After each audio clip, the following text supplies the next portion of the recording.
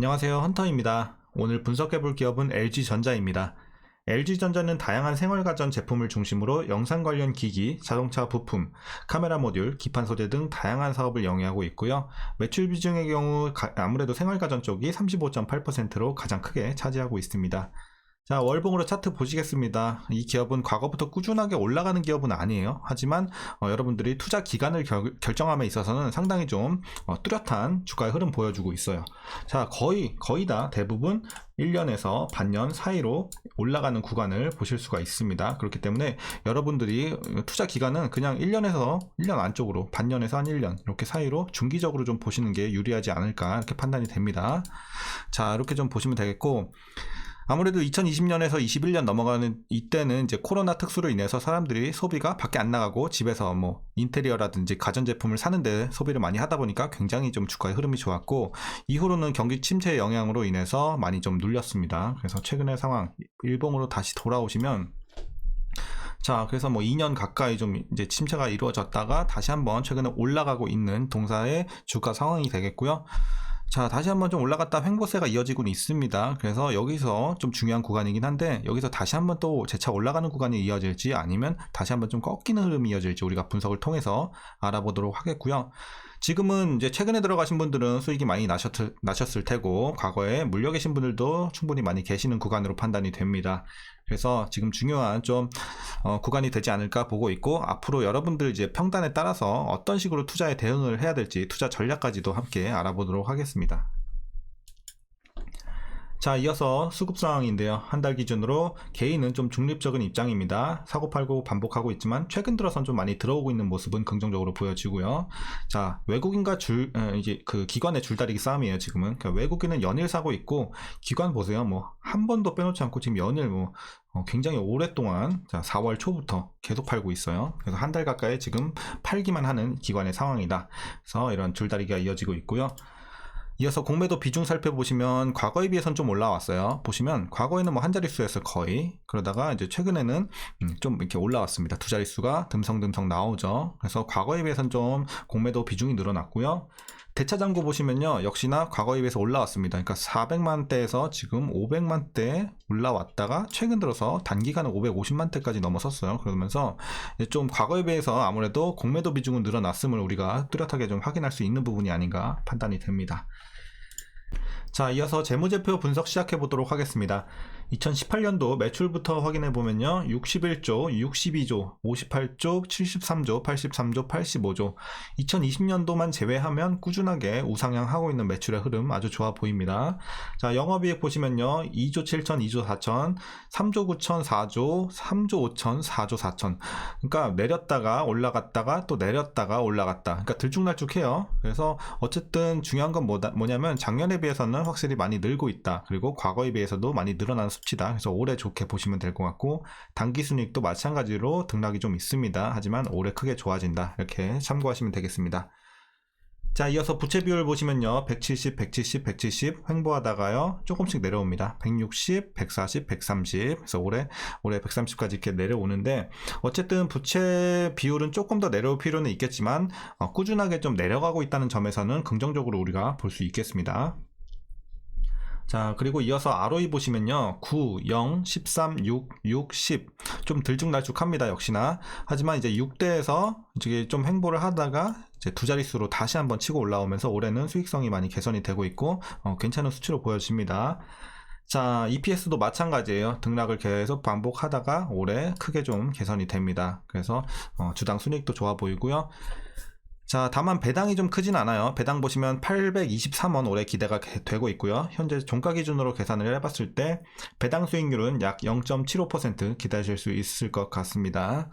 자, 마지막으로 올해 추정 PER은 9.35배, PBR은 0.94배 나오고 있습니다. 그리고 현재 주가는 제가 봤을 때는 지금 적정 주가 근처라고 보여집니다. 그렇기 때문에 지금은 저평가도 고평가도 아닌 구간으로 보시면 되겠고, 다시 말해 주가가 싸지도 비싸지도 않은 구간에 위치해 있다, 이렇게 말씀드리겠습니다.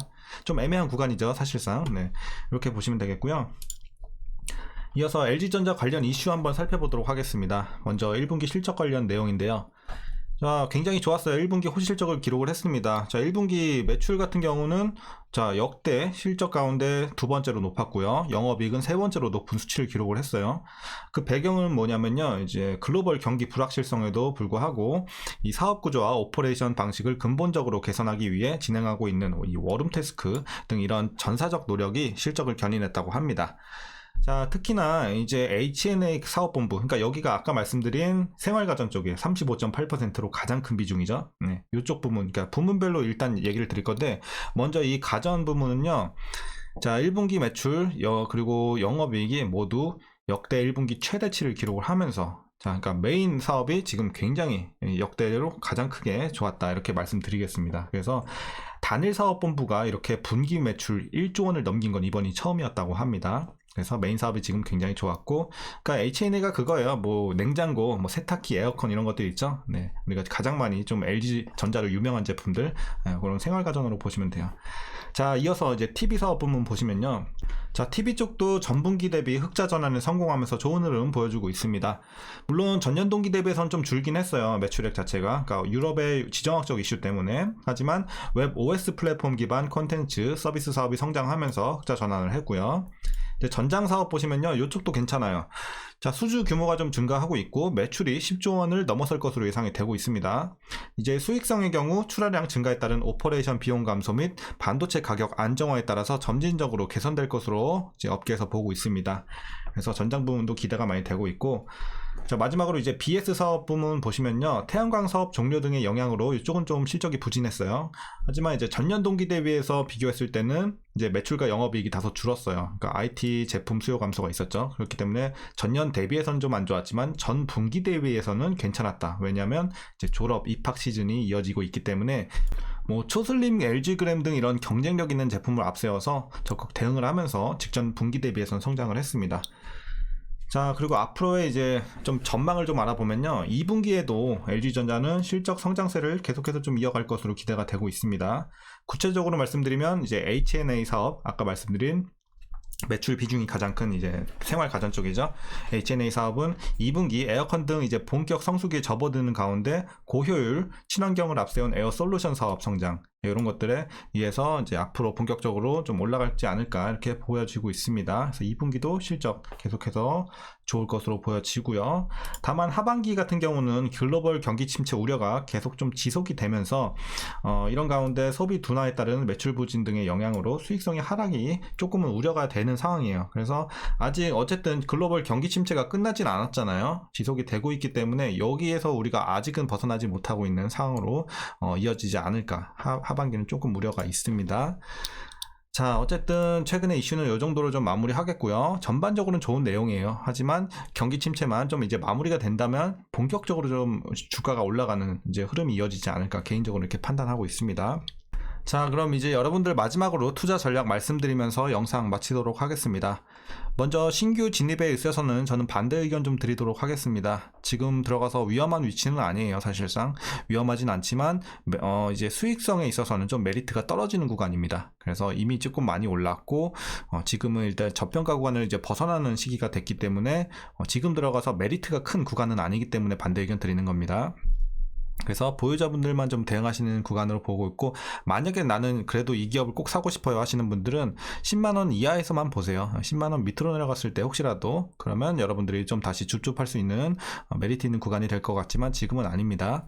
그래서 보유자분들 이제 최근에 들어가서 수익이 나고 계신 분들은 어디까지 보시냐면요, 제가 1차랑 최종 2개 드릴 거예요.